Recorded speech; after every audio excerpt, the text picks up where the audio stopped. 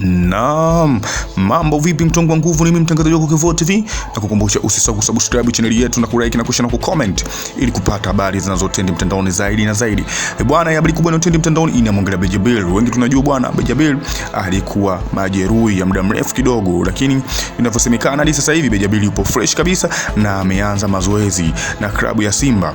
Na tunajua kabisa mchezaji bwana ana uwezo mkubwa sana na anajua mpira sana, lakini bwana tangiaje hapo Msimbazi hajapata nafasi hata moja ya kucheza mechi hata moja hapo Msimbazi, na tunajua kabisa alikuwa na shauku kubwa ya kucheza Msimbazi, na alikuwa ni mchezaji mwenye furaha sana tangia aambiwe anakuja Msimbazi. Alikuwa na hamu sana kutumikia Msimbazi na alikuwa na hamu ya kucheza, mashabiki wa Simba wamuone, lakini kwa bahati mbaya akapata majeruhi kuanza na hata kucheza hapo Msimbazi. Lakini ni vitu ambavyo tunavyotendi sasa hivi, Bejabel ashapona na ni mchezaji ambaye sasa hivi yupo mazoezini na klabu ya Simba na anasubiriwa kwa hamu kufanya makubwa hapo Msimbazi, na tunajua kabisa namba yake ina watu wengi sana ambao wanaojua mpira, lakini inavyosemekana bwana Bejabel ana uwezo kuliko hata watu ambao amewakuta hapo Msimbazi. Ni mtu ambaye ana kipaji kikubwa sana na mtu ambaye anajua sana mpira.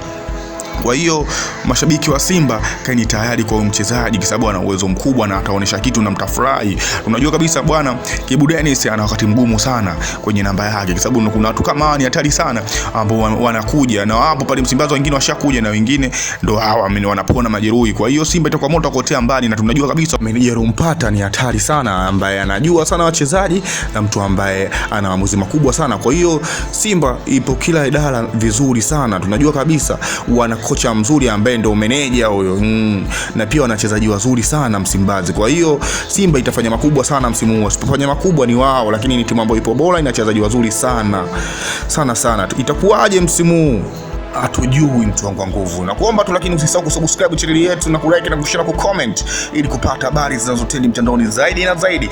Yangu ni yayo, mtu wangu wa nguvu, asante sana.